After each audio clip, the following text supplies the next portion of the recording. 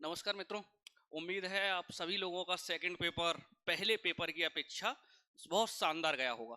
जिस प्रकार आपने पहले पेपर में 3 या 4 प्रश्नों को आपने छोड़ा था, और मुझे उम्मीद है आयोग का जो सेकंड पेपर आया है उस सिलेबस के कीवर्ड जो आपने लाइन दी है, लाइन में जो शब्द लिखे हैं, अगर आप वो भी तैयार कर कर गए हैं तो आसानी से आप हल कर कर आए होंगे। और कई प्रकार के आपके कॉल मैसेजों ने बता दिया था कि सेकंड पेपर पूरे में से हम पूरा कर कर आए। चलिए स्टार्ट करते हैं और देखते हैं एसएमजे की टेस्ट सीरीज से आयोग में कितने आए हैं।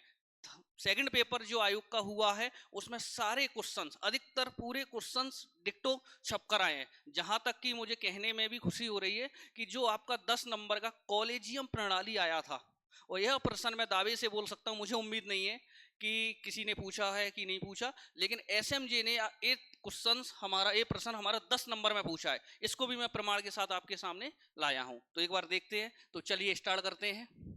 पहला प्रश्न, सबसे पहले आयोग ने सीधा पूछा है भारतीय संविधान में शोषण शोषण के विरुद्ध जो अधिकार है उसमें क्या प्रतिषेध किया गया है। जब भी ये प्रश्न आए तो आप लोगों को याद आ रहा होगा आर्टिकल 23 से 24 जो शोषण के विरुद्ध अधिकार है, जिसमें बोला गया मानव तस्करी, बेरोजगारी, बलात्श्रम आदि पर हम क्या लगाते हैं, रोक लगाते हैं। तो ये देख सकते हैं ऊपर आयोग का क्वेश्चन शोषण का अधिकार वाला, और नीचे हमारा एसएमजे का क्वेश्चन। अब मिला लीजिएगा। शोषण के विरुद्ध अधिकार आर्टिकल 23 से 24 में वर्णित है। इसमें मानव तस्करी, बेगार, बंधुआ मजदूरी आदि खतरनाक कामों में संलग्न नहीं किए जाएंगे। तो आप देख सकते हैं ऊपर आयोग का प्रश्न और नीचे हमारी एसएमजे टेस्ट सीरीज का प्रश्न। क्लियर है। आगे बढ़ते हैं। नेक्स्ट प्रश्न। नेक्स्ट प्रश्न पूछा गया इसी के नीचे हमारी अवशिष्ट विधायी शक्तियां क्या है। आपको याद भी आ रहा होगा अवशिष्ट विधायी शक्ति क्या है। भारतीय संविधान का जो आपको आर्टिकल याद आ रहा होगा, आर्टिकल 248 अवशिष्ट विधायी शक्तियों से है। हमारे 3 विषय हैं, एक संघ सूची, एक राज्य सूची, एक है समवर्ती सूची। क्लियर है। ऐसे विषय जो संघ सूची में नहीं है, ऐसे विषय जो राज्य सूची में नहीं है, उनके लिए अलग से प्रावधान अवशिष्ट शक्तियों में किए गए हैं। तो ये आप याद रखिएगा सीधा। ये आयोग का प्रश्न, ये एसएमजे की टेस्ट सीरीज से संघ, राज्य अथवा समवर्ती सूची में शामिल नहीं है, वो अवशिष्ट शक्तियां कहलाती हैं। और संसद को प्राप्त है आर्टिकल 2 से 48, ये आप याद रखिएगा। क्लियर है। तो ये सामने आप देख सकते हैं आयोग का प्रश्न। उसके बाद ये हमारा एसएमजे की टेस्ट सीरीज से। चलिए नेक्स्ट प्रश्न आपको याद आ रहा होगा, वेरी वेरी इंपॉर्टेंट। इस बार मैं क्लास में भी मैंने पहले ही बोल दिया था कि इस बार लोक अदालत या न्यायिक सक्रियता, इन दोनों प्रश्न में से आपको एक प्रश्न दिखाई मिल जाएगा। मैंने क्लास में भी काफी बार बोला है कि जब भी आप लोक अदालत का प्रश्न लिखें तो लिखिए विधिक सेवा प्राधिकरण एक्ट 1987 के तहत लोक अदालत की डेफिनेशन लिखिए। तो आप देख सकते हैं ऊपर लोक अदालत में के गठन, उसके कार्यों का वर्णन कीजिए। नीचे एसएमजे की टेस्ट सीरीज से लोक अदालत की अवधारणा, विशेषताओं को बताइए। ये सब लिख सकते हैं हम। 1987 में कोई शुल्क नहीं लिया जाता, ये होता इसके विरुद्ध न्यायालय में अपील नहीं की जा सकती। और वेरी वेरी इंपोर्टेंट निष्कर्ष, पंच परमेश्वर सिद्धांत पर आधारित लोक अदालत। क्लियर है। तो ये आप लिख सकते हैं जितना भी डाटा। ऊपर आयोग का प्रश्न मैंने दिखा दिया लोक अदालत का, 7 मार्कर में आया है, और नीचे एसएमजे की टेस्ट सीरीज से सीधा लोक अदालत वाला प्रश्न। क्लियर। नेक्स्ट प्रश्न, नृजातीयता क्या होता है। आपको याद आ रहा होगा ये आयोग का प्रश्न ऊपर। नृजातीयता समूह क्या है। नृजातीयता समूह जो हमारी विभिन्न समान भाषा, धर्म, जाति, लिंग, नस्ल आदि की पहचान के आधार पर स्वयं को एक अलग समुदाय से संबंधित मानते हैं समूह को, उसे नृजातीयता कहते हैं। आप देख सकते हैं आयोग का प्रश्न और नीचे एसएमजे की टेस्ट सीरीज से सीधा छपा आया है, आप देख लीजिएगा। नेक्स्ट, मध्य प्रदेश लोक सेवा आयोग के क्या क्या संवैधानिक प्रावधान है सदस्यों के, ये आप देख सकते हैं सीधा आयोग का।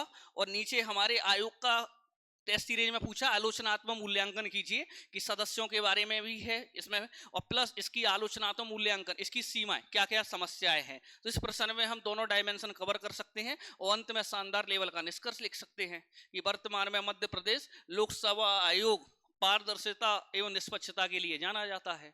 1 नवंबर 1956 अपन पूरे आयाम बता दीजिएगा। 1 से 18 धारा 3 किलोज, वर्तमान में अध्यक्ष। तो ये आप लिख सकते हैं लोक सेवा आयोग वाला प्रश्न मध्य प्रदेश का। क्लियर। चलिए नेक्स्ट, भारत में राज्यपाल की भूमिका को बताइए।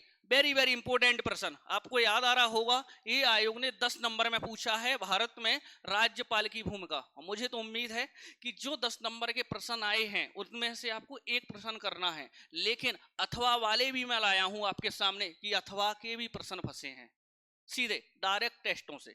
तो देख सकते हैं मध्य प्रदेश में राज्यपाल की, भारत में राज्यपाल की भूमिका, तो वही लिखेंगे आप एएसएमजे की टेस्ट सीरीज से, राज्यपाल की भूमिका में सारे आयाम एक बार देख लीजिए। राज्यपाल की भूमिका में हमारे सारे आयाम, कार्यपालिका का प्रमुख, विधायी शक्तियां, वित्तीय शक्तियां, अध्यादेश संबंधी शक्ति, ये सारे राज्यपाल के हैं।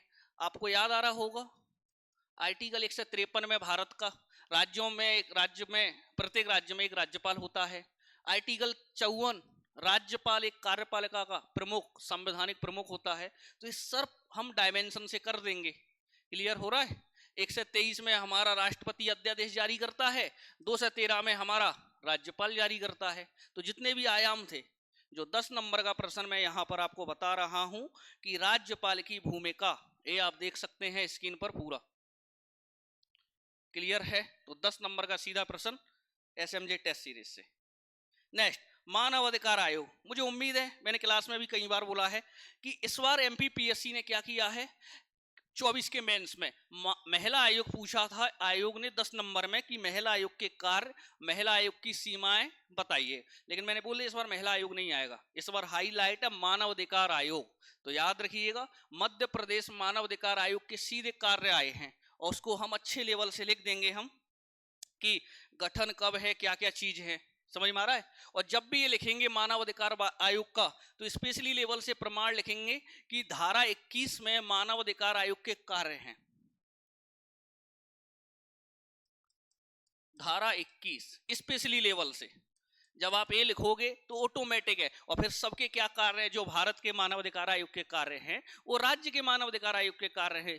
जेलबंदी गिरोह की जांच वगैरह करना, मानव अधिकारों की रक्षा करना, इस सब उनके उल्लंघन के विरुद्ध अगर कोई अगर उन पर आरोप लगाता है तो उनकी कार्रवाई वगैरह की जांच वगैरह करना, इस सब है। और वर्तमान में अध्यक्ष का नाम लिख देंगे। तो ये आप देख सकते हैं सीधा मानव अधिकार आयोग का जो आपका प्रश्न एमपीपीएससी आयोग ने अभी पूछा है, वो सीधा आपके सामने।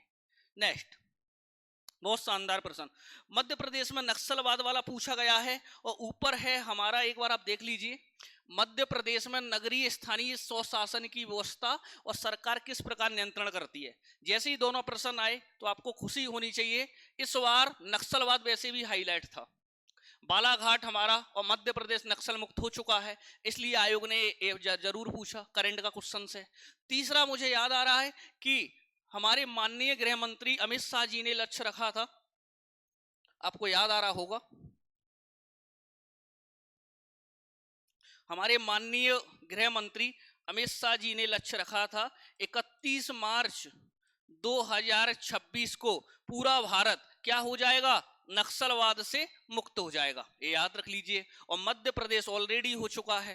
क्लियर है? तो ये आप मध्य प्रदेश से संबंधित आयोग ने क्वेश्चंस पूछ लिया। अब इसमें पूछा है, नीतियां पूछी हैं, तो दोनों क्वेश्चंस फंसे हैं, लेकिन ये वाला आप देख सकते हैं। तो सीधा नक्सलवाद को समाप्त करने के लिए क्या क्या उपलब्धियां हैं, हॉक फोर्स की स्थापना, पुलिस बल का प्रभावी, नक्सलवादी घटनाओं का आत्मसमर्पण वगैरह, सड़क मोबाइल नेटवर्क, ये उसकी उपलब्धियों का मूल्यांकन कर दीजिएगा, और समाधान रणनीति आदि के माध्यम से प्रयासरत है। चलिए नेक्स्ट प्रश्न, कॉलेजियम, ये हाईलाइट था।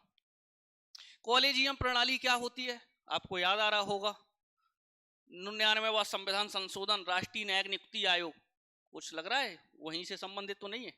तो देखिए ऊपर कॉलेजियम प्रणाली क्या है, इसका विस्तार से वर्णन कीजिए। ये आयोग ने पूछा है कॉलेजियम, और हमारा एसएमजे की टेस्ट सीरीज से सीधा सर ने पूछा है सीधा, कॉलेजियम प्रणाली की उत्पत्ति कैसे हुई, इसके प्रमुख बिंदुओं को आलोचनात्मक मूल्यांकन कीजिए।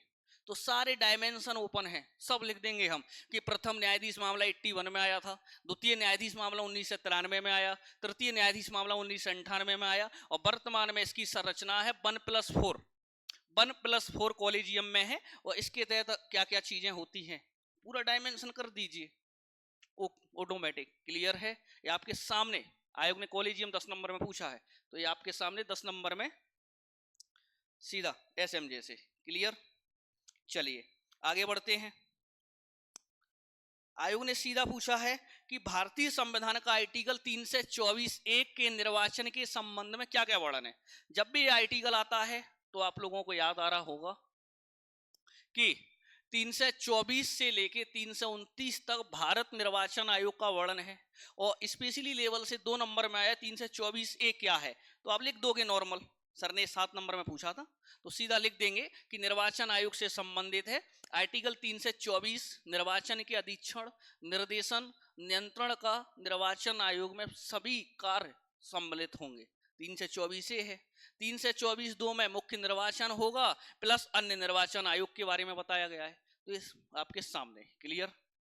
पिछली बार ये प्रश्न मुझे याद है 24 के मेंस में आयोग ने 10 नंबर में पूछा था, उसके सुधार वगैरह, तो भी तैयार था हमारा। चलिए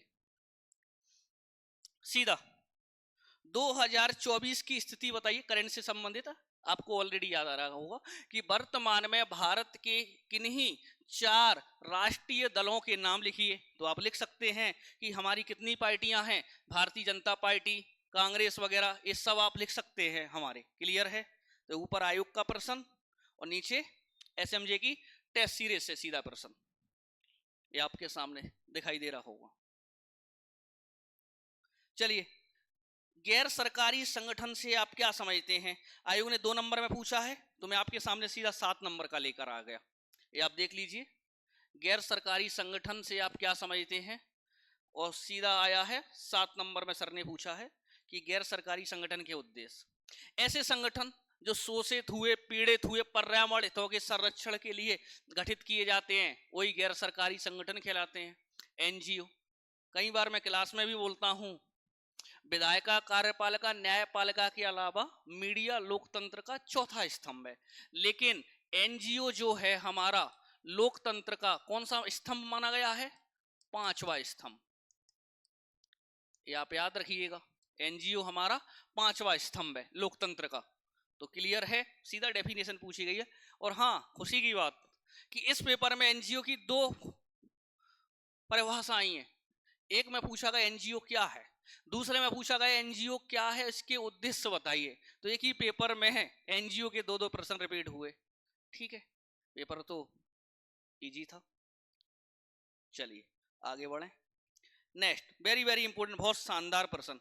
एक कॉलेजियम वाला 10 नंबर का आपके सामने था, मैंने आपको अभी बताया, और दूसरा प्रश्न आया है हमारे सीधा लोकतंत्र को परिभाषित कीजिए, इसके उदारवादी वगैरह एक चरण, और लोकतंत्र के विभिन्न रूपों की चर्चा कीजिए। सीधा डेफिनेशन लोकतंत्र की परिभाषा दीजिए, और लोकतंत्र के जितने भी विविध रूप है या विभिन्न आयाम हैं उनको संक्षेप में समझाइए। क्लियर है। आपके सामने आयोग ने 10 नंबर में पूछा है 3.10 पर। क्लियर। एसएमजे का देख लेते हैं।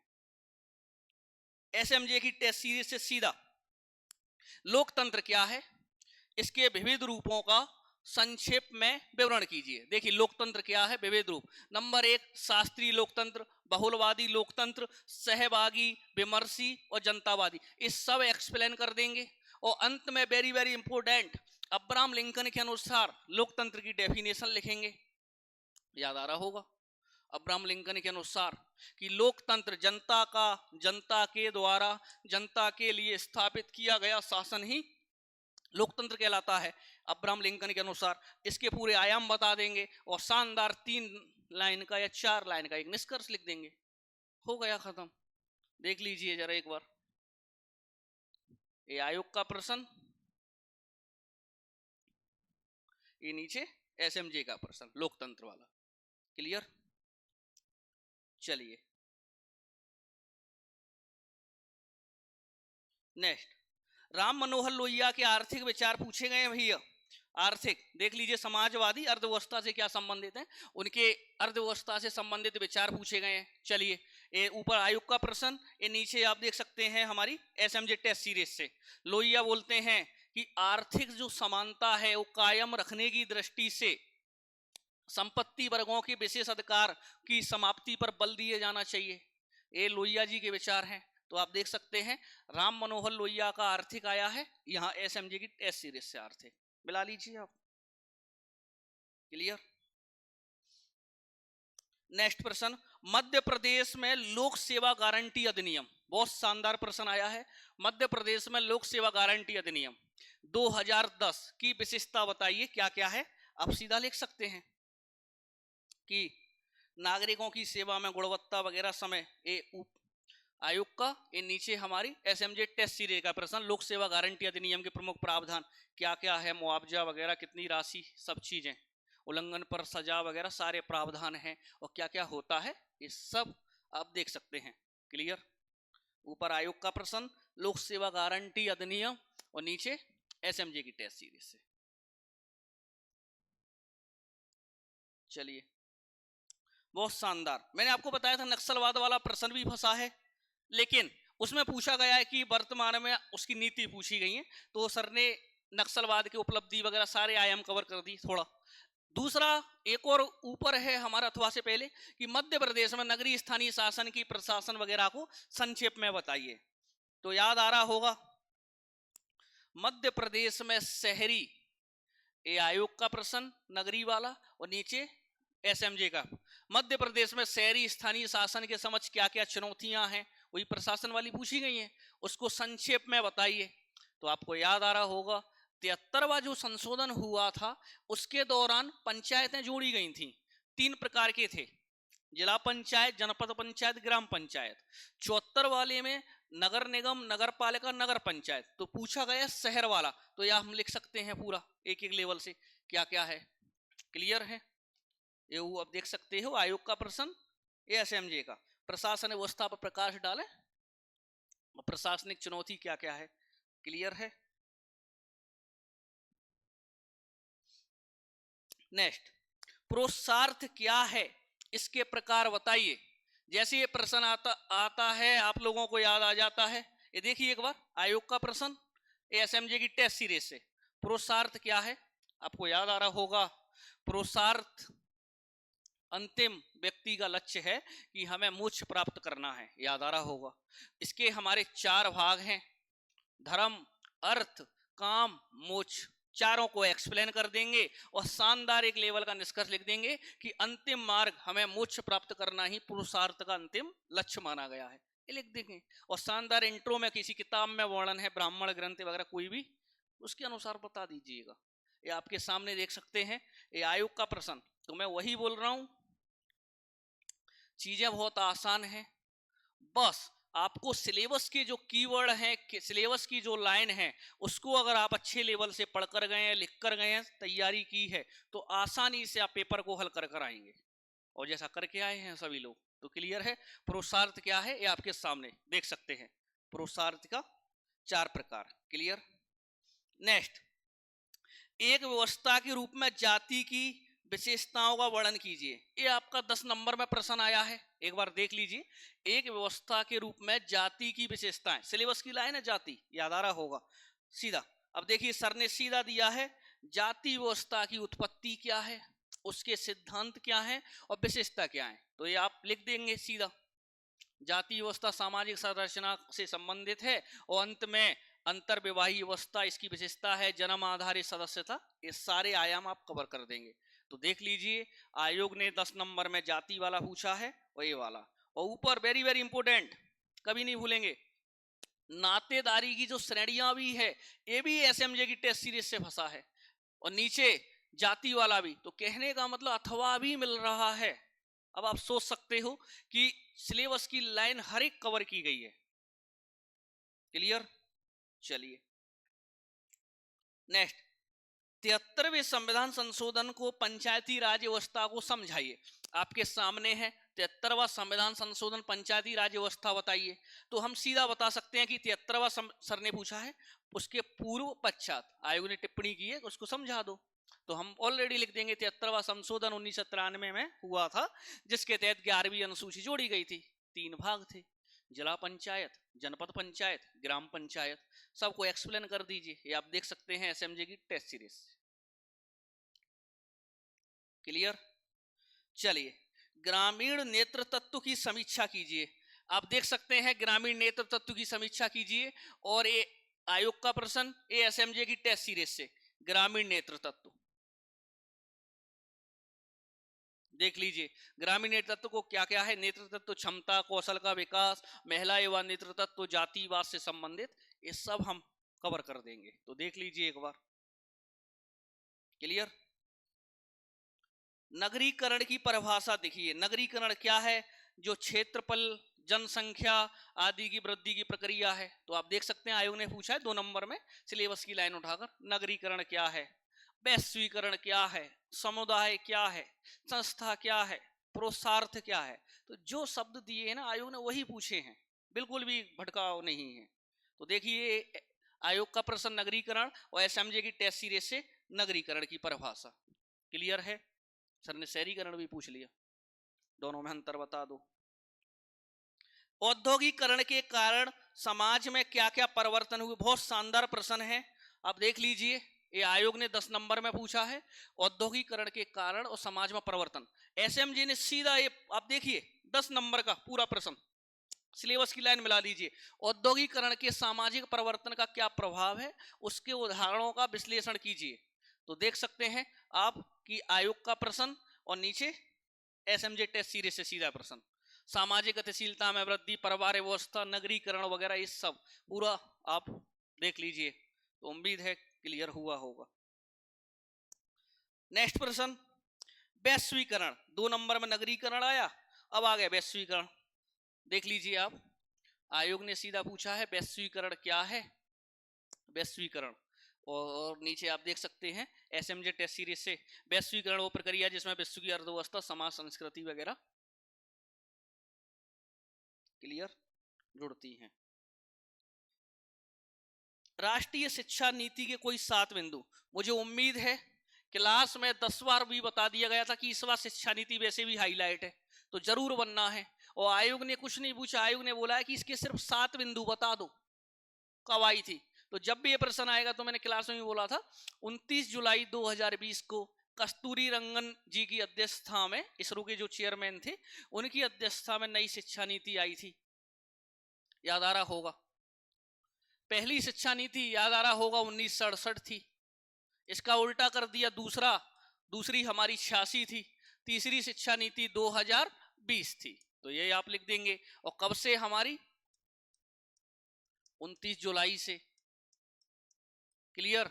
और इसमें सारे फॉर्मूले 5 3 3 4 का, कक्षा 5 कक्षा 6 भाव संख्यक, आयोग ने 7 पॉइंट दिए, हम शानदार लेवल से लिख देते और बहुत शानदार लेवल का निष्कर्ष।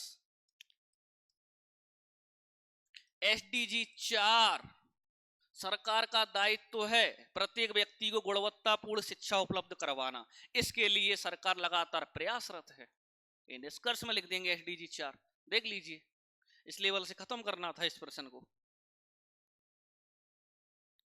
क्लियर। नेक्स्ट, एनजीओ वाला आया था, अब आयोग ने पूछा है एनजीओ का प्रारंभ और एनजीओ का उद्देश्य क्या है। तो आप देख सकते हैं सर ने ऑलरेडी 7 नंबर में पूछ लिया था टेस्ट सीरीज में, एनजीओ क्या है और इसका उद्देश्य सीधा लिख दीजिए, वंचित कमजोर वर्गों का सशक्तिकरण, शिक्षा, स्वास्थ्य आदि को बढ़ावा देना, लोकतंत्र का 5वां स्तंभ, ये देख लीजिए सीधा, आयोग ने 2 नंबर में पूछा, यहाँ 7 में तैयार है। और प्रमुख एनजीओ के उदाहरण भी लिख सकते हैं, ग्रीन पीस, सुलभ इंटरनेशनल, उसके बाद हमारा बचपन बचाओ, ये सब जितने भी हमारी एनजीओ उनके नाम लिख दीजिए आप। नेक्स्ट, महिला के लिए वैश्वीकरण चुनौती है, समझाइए। ये आयोग का प्रश्न आप देख लेते हैं, महिलाओं के समझ कौन सी चुनौतियां हैं उनको संक्षेप में बताइए। नीचे आप देखिए जरा टेस्ट सीरीज से कि महिलाओं के समझ क्या क्या है, लिंग आधारित समस्या, भेदभाव, पितृसत्तात्मक समाज, घरेलू हिंसा, दहेज प्रथा आदि, उसके बाद रूढ़िवादी प्रथा, ये सब हम इसमें लिख देंगे। और नीचे निष्कर्ष में सरकार क्या क्या प्रयास कर रही है, बेटी बचाओ, पंख अभियान, घरेलू हिंसा एक्ट भी आया है, महिला आयोग की स्थापना भी हुई है, विशाखा गाइडलाइन, तो सारे आयाम लिख देंगे। और एसडीजी गोल नंबर शायद 6 है, लैंगिक समानता वाला भी लिख देंगे। तो याद रखिए सारे आयाम से हम कर देंगे। ए आयोग का प्रश्न, ए टेस्ट सीरीज से सीधा। बहुत शानदार प्रश्न। बैगा जनजाति के धार्मिक विश्वास और मान्यता को बताइए। जब भी जनजाति का एक आता है तो आपको याद आ रहा होगा कि जो भी धार्मिक कौन कौन से देवी देवता हैं, कौन कौन से त्योहार मनाए जाते हैं और कौन कौन से उनके रीति रिवाज हैं, इसको संक्षेप में लिख देंगे। आपको ऑलरेडी याद आ रहा होगा, 3 हमारी पिछड़ी जनजाति है, बैगा, सहरिया, भारिया। उन्हीं में से बैगा जनजाति पूछी गई है 10 नंबर में, तो सारा लिख देंगे उनके धार्मिक। तो एक बार देखिए आयोग का प्रश्न एएसएमजे की टेस्ट सीरीज से कि जनजातियों के धार्मिक विश्वास, उनकी प्रकृति पूजा को संक्षेप में बताइए। धार्मिक अनुष्ठान बैगा, भोपा, गुनिया आदि पुजारी द्वारा संपन्न कराए जाते हैं। भूत प्रेत वगैरह ये सब जीव बात सब लिख सकते हैं। सूर्य, चंद्रमा, पृथ्वी आदि की पूजा की जाती है। महुआ, सागौन संक्षेप में। तो ये देखिए एसएमजे की टेस्ट सीरीज से धार्मिक विश्वास और प्रकृति पूजा क्लियर है, देख लीजिए क्लियर। चलिए आगे बढ़ते हैं। नेक्स्ट 2 जनजाति आई हैं इस बार पेपर में, सेकंड पेपर में। एक बैगा जनजाति आई है, एक गौड़ जनजाति आई है। इस गौड़ 7 मार्कर में आई है और बैगा हमारी 10 नंबर में आई है। गौड़ में प्रश्न आया है, देखिए आयोग का, कि गौड़ जनजाति के संस्कार बताइए। गौड़ जनजाति के संस्कार बताइए, कौन कौन से संस्कार हैं या उनकी सामाजिक संरचना, सब आ जाएंगे। गौड़ जनजाति के संस्कार, उसकी सामाजिक संरचना में सब आ जाते हैं संस्कार। जैसे दूध लौटवा गौड़ जनजाति का फेमस संस्कार है, याद आ रहा होगा। गौड़ जनजाति में प्रथा पाई जाती है, ममेरे, बुआ, फूफा, मामा वगैरह, याद आ रहा होगा, ये सब चीजें क्लियर है।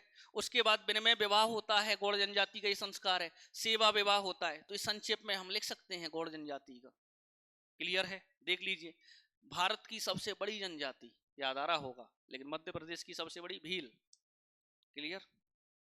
आयोग का प्रश्न एसएमजे की टेस्ट सीरीज से।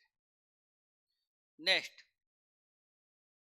देखिए, मैंने आपको अभी बताया था जाति व्यवस्था वाला प्रश्न, मैंने अभी आपके सामने एक्सप्लेन किया था कि अभी एसएमजे की टेस्ट सीरीज से ऊपर नातेदारी भी पूछा गया है। नातेदारी भी फंस गया, दिखा देता हूं क्या पूछा गया। नातेदारी व्यवस्था क्या, इसकी श्रेणियां बताइए, सीधा। ये आयोग का प्रश्न, एक टेस्ट सीरीज से प्रश्न। नातेदारी परिभाषित कीजिए, इसकी श्रेणियों को और रीतियों को वर्णन कीजिए। आप देख सकते हैं नातेदारी की परिभाषा रॉबिन फॉक्स के अनुसार लिख देंगे। 3 श्रेणियां हैं, प्राथमिक, द्वितीयक, तृतीयक। माता पिता, चचेरे, बुआ, फूफा, याद आ रहा होगा, सबका वर्णन है, साले सालियों, लिख देंगे उदाहरण सहित। तो 3 लाइन का निष्कर्ष, क्लियर। तो नातेदारी वाला प्रश्न भी आपका फंस गया है। तो जो भी है अथवा भी फंसा है, आपके सामने है प्रमाण के साथ। नेक्स्ट विविधता में एकता, यूनिटी इन डाइवर्सिटी।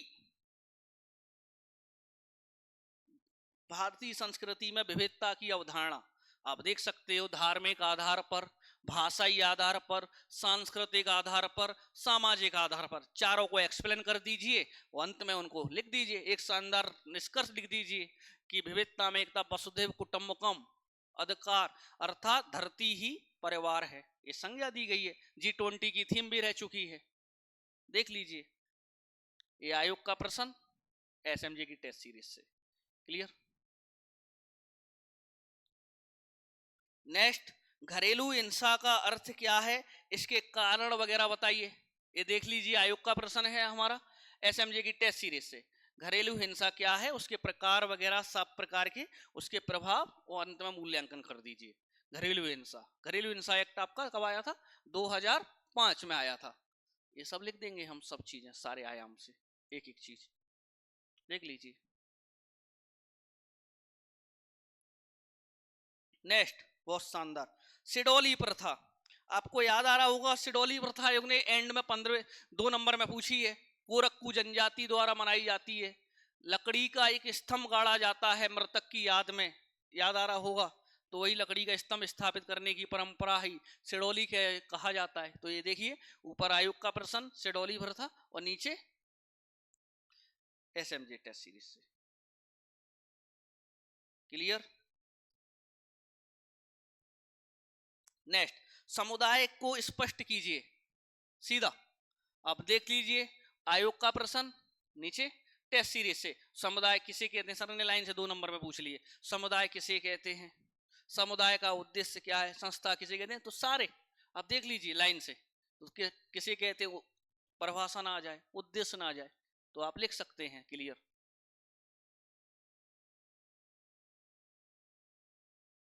नेक्स्ट, संस्था क्या है? जिस प्रकार मैंने आपको पुरुषार्थ वाला प्रश्न भी बताया था, उसी प्रकार हमारा उसके नीचे संस्था वाला भी फंस गया। देख लीजिए, संस्था क्या है, इसकी प्रमुख विशेषता वगैरह को बताइए। तो एक बार देखें, संस्था की विशेषता, मिलिन वगैरह ये सब चीजों के अनुसार हम लिख देंगे शानदार लेवल से। ये आप देखिए अच्छे लेवल से। क्लियर? देखिए, आपका गौड़ जनजाति वाला, जनसंख्या नीति वाला, राष्ट्रीय शिक्षा नीति, ये सब फंसे हैं आपके सामने प्रमाण के साथ। अब पूछा गया है राष्ट्रीय जनसंख्या नीति 2000 क्या है, तो देख सकते हैं भारत की जो जनसंख्या नीति है उसका वर्णन कीजिए। क्लियर है? तो 2000 में राष्ट्रीय जनसंख्या नीति घोषित की गई थी। क्या क्या लक्ष्य था? MS स्वामीनाथन समिति की रिपोर्ट पर आई थी जनसंख्या नीति 2000। देख लीजिए आपके सामने, ये सारे प्रश्न मैंने ऑलरेडी आपको बता ही दिए। क्लियर?